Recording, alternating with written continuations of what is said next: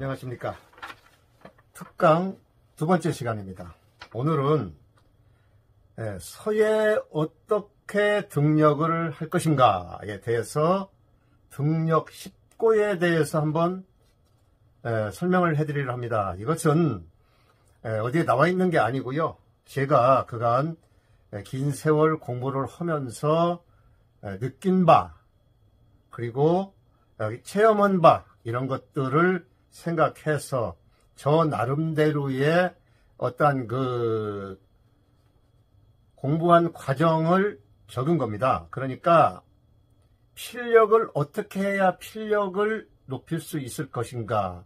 이 글씨에서 아무리 잘 써놓고 이쁘게 쓰고 뭐 이렇게 한다 하더라도 결과적으로 필력이 떨어져 버리면은, 필력이 오르지 않으면은 좋은 글씨라 할 수 없거든요.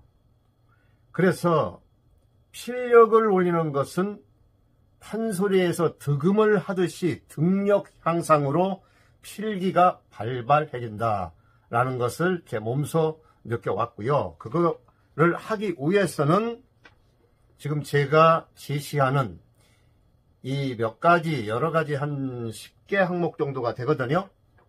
여기에서 5개 이상을 충실히 하시면은 그래도 필력 향상이 되지 않을까 해서 이 특강 자료로 이걸 들고 나왔습니다. 자, 제일 먼저 등력 10고 중에 이 등력 10고라고 그랬어요. 이 등력 10고 중에 첫 번째가 충실한 임서입니다. 우리가 임서를 통해서 등력을 해야 되거든요. 임서가 충분치 못하면은 필력이 향상이 안 됩니다. 옛날에 유명한 서예가들도 중국이든 한국이든 일본이든 제가 보아온 바로는 임서를 많이 한 걸로 알고 있습니다. 그래서 각체 다양한 선첩을 골라서 쓰는 거, 그 다음에 양호한 임첩의 순서, 이 법첩을 임서할 적에도 그 순서가 필요하죠. 다음에 법첩의 필법을 이해하는 거, 충분한 연습으로 필력이 향상되게 됩니다. 그리고 끝으로 법첩을 떼는 데만 주력하지 말기, 단 한 권이라도 확실하게 내 걸 만들기입니다. 이렇게 4가지 정도를 가지고 충실한 임서를 하시게 되면은 상당히 필력이 향상이 됩니다.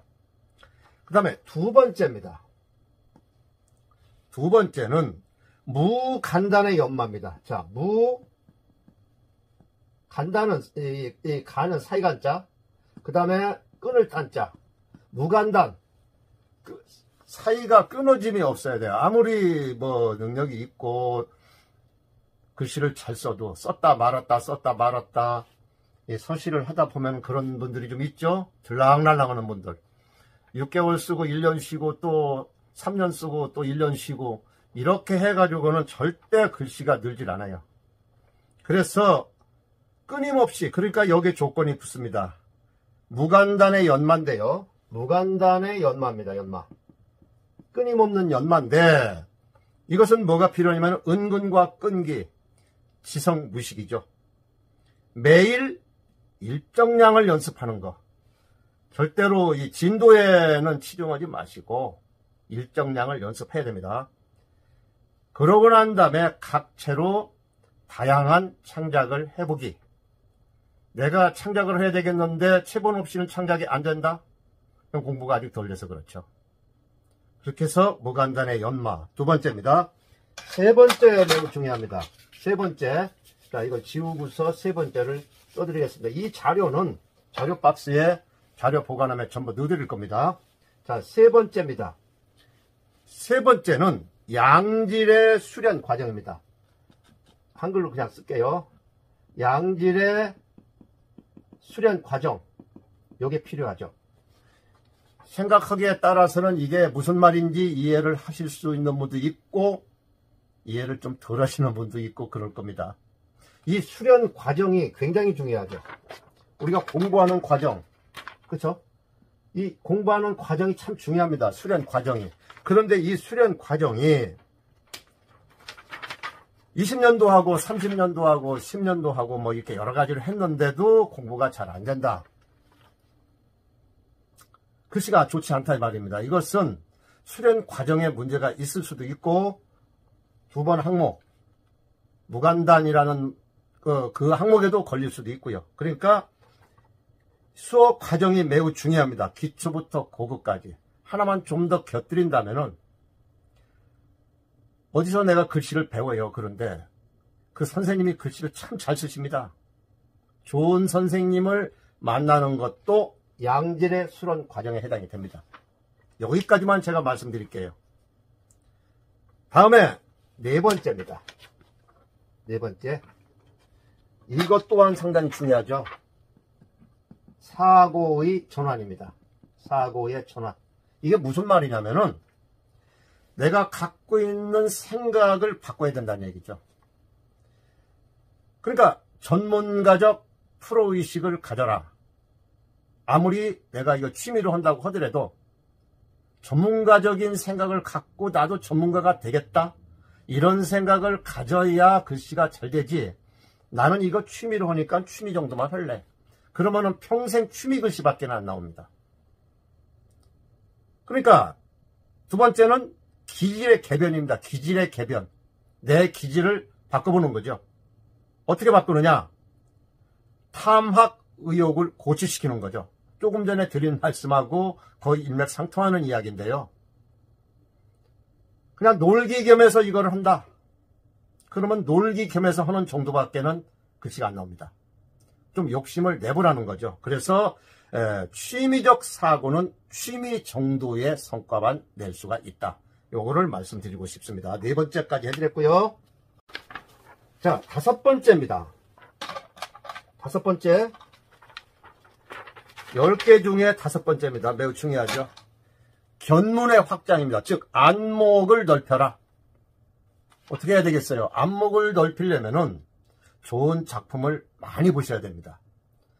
인사동 쪽에는 좋은 작품 전시하는 데도 많고, 또 뭐 전국 방방곡곡 큰 도시라든가 이런 데 가면은 좋은 작가들이 많으시니까 그런 분들의 전시를 놓치지 말고 가서 봐주시는 게 좋습니다.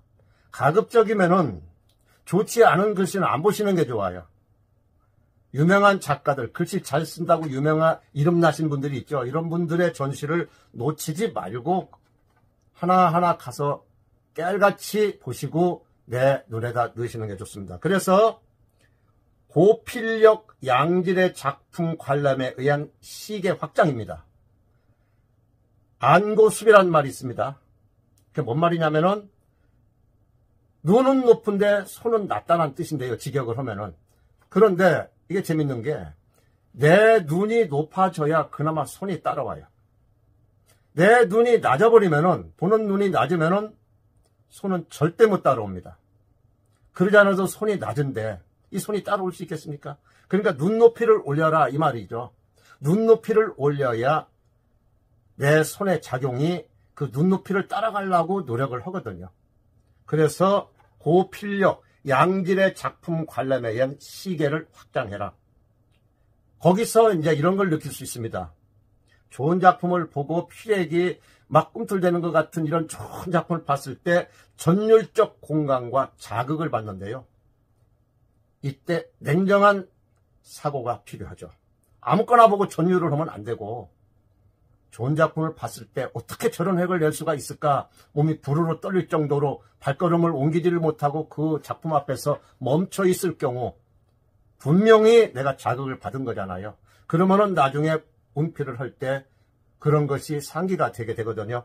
그래서 이렇게 시계 확장.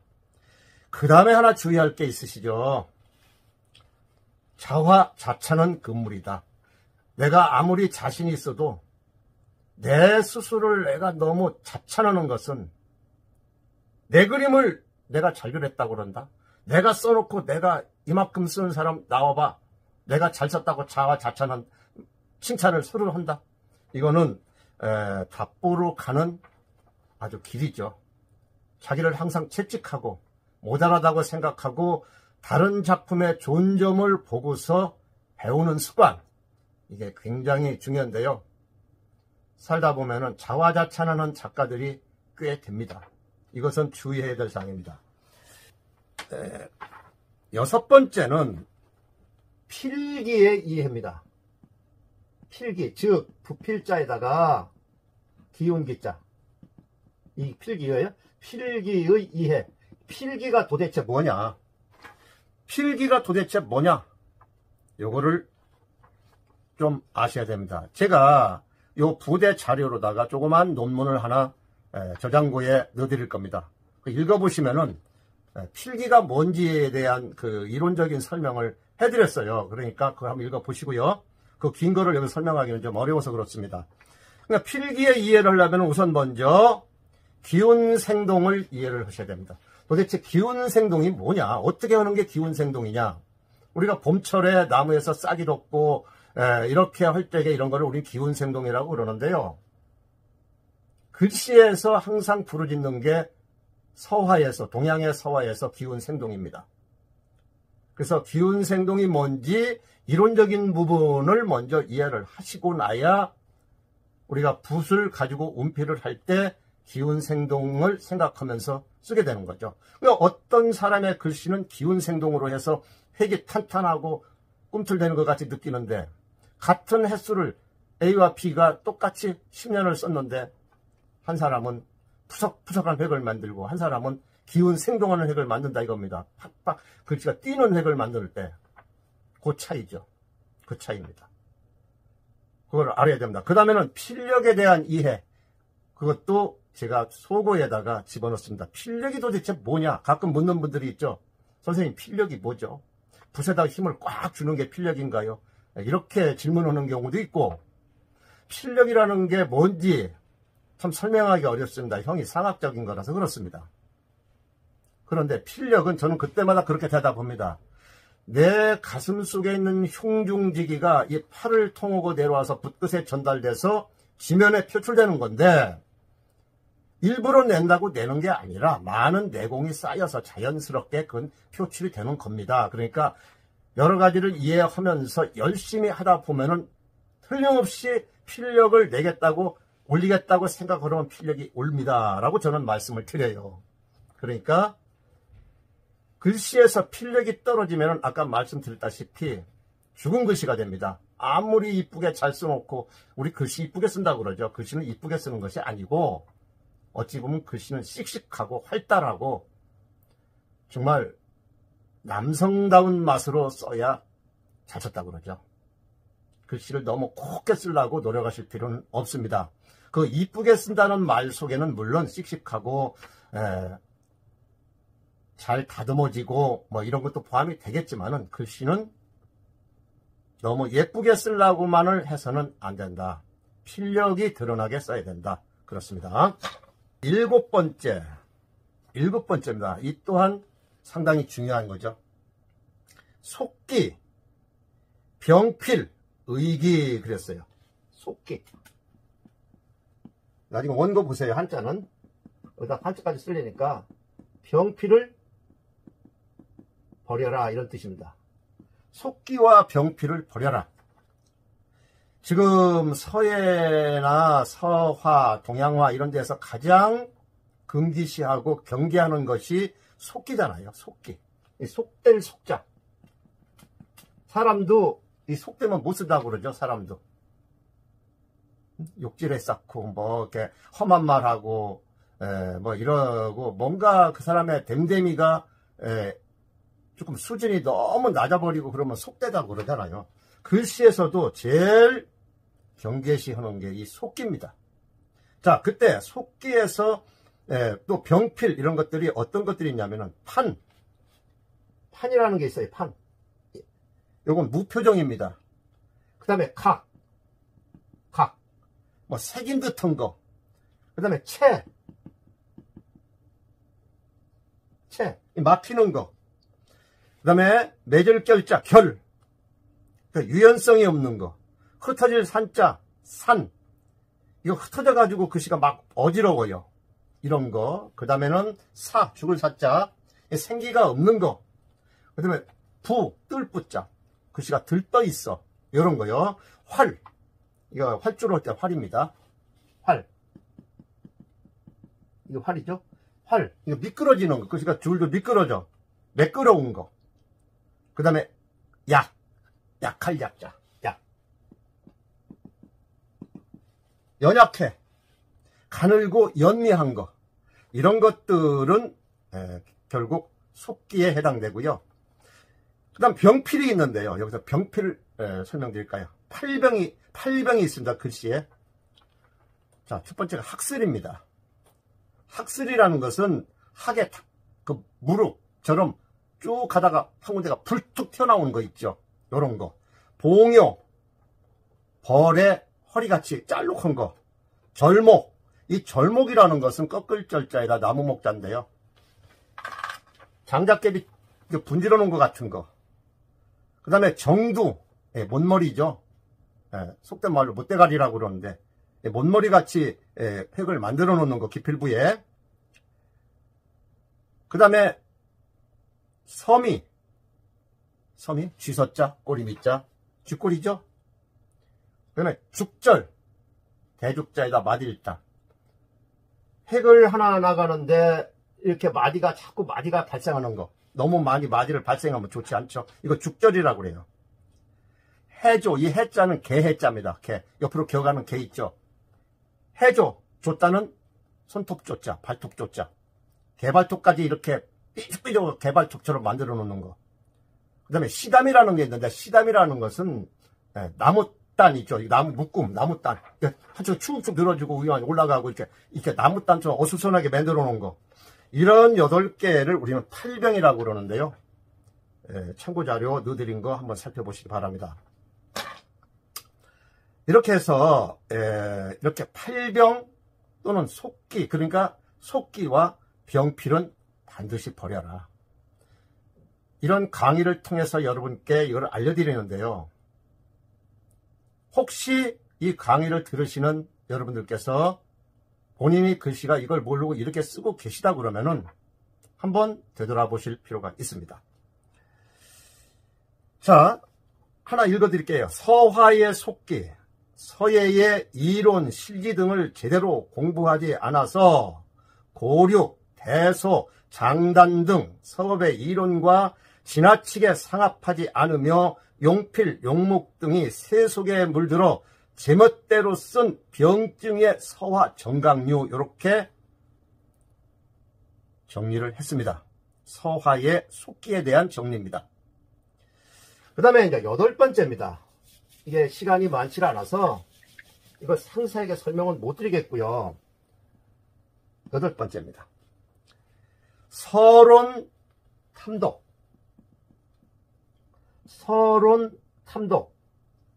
그 다음에 이거를 연구해봐라. 우리가 앞서서도 말씀을 드렸는데 실기 강의에 실기에 치중하다 보니까 많은 서예인들이 이론을 많이 공부할 시간이 사실은 많이 모자라죠. 그러다 보니까 숙제 이론을 모르고 그냥 공부하는 사람들도 있고요. 그러니까 이론 공부가 어느 정도는 뒷받침이 돼야 된다고 생각을 합니다. 그래서 서예 실기의 이해를 위해 쉬운 것부터 읽으셔야 돼요. 중국의 서론, 필론 이런 거 보면은요, 무슨 말인지 도대체가 무슨 말인지 이해가 안 되게끔 설명해 놓은 것도 있고 그렇습니다. 지난번에 왜 그 축봉에 대한 설명을 해드렸잖아요. 중국 책을 아무리 열어봐도요, 축봉은 여기다 이렇게 대고 쓰는 거라고 자세하게 설명한 책이 거의 없어요. 무슨 형이상학적인 연미를 취하고 뭐고 도대체 이게 무슨 말인지 이해를 할 수가 없더라고요. 근데 근래에 좋은 책이 나온 거죠. 정확한 해답이. 자, 그래서 서예 실기를 이해하기 쉬운 것부터 읽어보시는 게 좋습니다. 그러나 예술은 실기로 평을 합니다. 100을 놓고 볼 때 30은 이론하고 70은 실기를 하고 20은 그래도 이론을 하고 80은 실기를 하면 좋죠. 참고하시기 바랍니다. 그 다음에 9번째입니다. 자, 9번째는 중요하죠. 용필, 용묵의 이해를 해야 됩니다. 용필, 용묵의 이해. 즉, 용필, 붓을 쓰는 방법, 용묵, 먹을 사용하는 방법, 이런 것들을 잘 이해를 하셔야 돼요. 먹을 어느 정도 가려야 되고, 어떻게 하니까 글씨가 잘 나오고, 이런 최소한의 기본적인 이론은 공부를 하시고 하면 좋고요. 즉, 용필법, 농담법 등 실기적 실험 작업에 의한 심미를 제고해야 된다. 이런 얘기입니다. 그러니까 누구한테 묻는 것보다도 내가 직접적으로 먹도 써보고 붓도 써보고 해가면서 체험을 통해서 이해를 해야 된다. 이런 얘기고요. 그 다음에 마지막으로 10번째입니다. 이 10번째는 다소 좀 어려운 건데요. 10번째. 이거 항목을 제가 왜 넣냐면은 우리는 그냥 붓만 잡고 화선지 없애고 먹 없애고 하루 종일 붓만 잡고 글씨만 쓰면 잘 된다고 생각하는 경우도 있겠지만 제 사고방식은 안 그렇습니다. 저는 음악을 많이 하죠. 음악을 통해서 제 길을 넣습니다만은 그 제 얘기고 10번째는 양기의 제고입니다. 양자는 요 기를 양자. 양기의 제고. 양기를 높여야 된다. 여기서 중요한 게 양기죠. 기를 기르는 거예요. 기를. 모든 생물들이, 인간을 포함한 모든 생물들이 기가 빠지면은 그건 죽은 목숨이죠. 무기운이잖아요. 그런데 글씨에서 우리가 공부하는 이 서예에서 기가 빠져버리면은 이 또한 죽은 획이 나올 수밖에 없죠. 그래서 양기를 해야 됩니다. 그러려면은 양기를 하기 위해서는 여러 가지가 있어요. 뭐 산행도 하고 여행도 하고 그러면서 영감도 얻어내고 특히 그렇죠. 특히 수준급의 작가분들은 산행을 하면서 또 어디 여행 가서 영화를 보면서 노래를 하면서도 그 영감을 얻잖아요. 작품의 자료를 얻게 되죠. 그 다음에는 이제 이 성격상의 문제인데요. 호기 있는 과감한 필치가 필요하죠. 주저 하고 쓰는 것보다 좀 활달하게 자신감 있게 운필을 해보는 것도 좋은데 이거는 초보자분들한테는 거의 해당이 안 되는 얘기죠. 제가 지금 말씀드리는 것은 긴 세월 글씨를 썼는데도 잘 안 되고 획이 좋지 않고 할 적에 이런 것을 참고해라. 자, 그래서 이상은 필자가 서법 연마를 하는 과정에서 느끼고 배워오고 배우고 있는 내용을 임의로 정리하여 기록한 참고사항을 밝힌다. 제가 이렇게 썼어요. 이건 제 이야기입니다. 그저 참고로만, 특강이니까 참고로만 들어주시면 좋겠습니다. 지난번 축봉 그 특강에 있어서 붓의 각도에 대해서 다소 오류가 있어서 바로잡아 드리겠습니다. 다른 부분은 상관이 없는데요. 요 기필부에서 요 부분이죠. 요 부분에서 각도에 대해서 설명을 드릴 때 135도와 45도의 말씀을 드렸는데 그때 제가 붓을 이렇게 해서 이렇게 잡아드렸어요. 이렇게 잡아드려가지고 요 각도가 45도, 요 각도가 135도라고 그랬는데 이거 바로 잡아드리겠습니다. 그게 아니고 붓이 이렇게 들어가죠. 이렇게 들어가서 붓이 약간 뉘어서 이렇게 됐을 때 요 각도가 135도, 요쪽 각도가 오른쪽 각도가 45도라는 뜻이거든요. 여기서 붓을 다시 또 이렇게 교전을 해서 중봉으로 이렇게 잡아 나가는 거죠. 이렇게 잡아서 이렇게 나가는 게 맞거든요. 이렇게 나가는 겁니다. 이렇게 나가야 되는데 붓이 이렇게 누워서 위에서 쓸 경우 이렇게 해서 붓이 약간 이렇게 눕거든요. 이렇게 되죠. 붓 형태가 이렇게 되죠. 이렇게 됐을 때 이게 측봉이거든요. 그러면은 요 각도가 여기서 요 각도가 135도 정도 되고 요쪽 반대편 완전히 반대편 각도가 45도라는 얘기죠. 그래서 여기서 교전을 해서 요렇게 중봉으로 만들어서 붓이 이렇게 나가는 거잖아요. 이렇게 해서. 그래서 여기 와가지고 여기서도 요렇게 눕는 거죠. 요때가 요거는 제대로 설명이 됐는데 앞부분에서 조금 오류가 있었어요. 그 다음에 여기서 다시 교전을 하면서 중봉으로 잡아서 요렇게 중봉으로 잡아서 요렇게 끝을 빼게 되는 거죠. 요 설명이 있어서 요 부분의 각도, 여기 내려갈 때 붓이 요렇게 누웠을 때 요 각도가 135도, 요쪽이 45도라는 얘기인데 이거를 그때 요 각도가 요렇게 해서 요 각도가 45도, 요거를 135도라고 설명을 잘못 드려가지고 지금 바로 잡습니다. 한 번 더 설명드리면 측봉이고요. 여기서 교전을 하게 되고 요 부분에서 이제 완전히 온 다음에 붓을 방향을 틀어서 필봉의 방향을 바꾸는 거고, 여기는 중봉으로 쭉 가야 되고, 여기 와서 다시 측으로 돼서 이거 측봉이 되겠죠. 그런 다음에 여기서 교전을 해서 여기서 여기 가는 데는 중봉이라고 설명을 드렸으니까 요 부분은 하자가 없는데, 요 부분에서 제가 설명이 조금 잘 못 돼서 오늘 바로 잡습니다.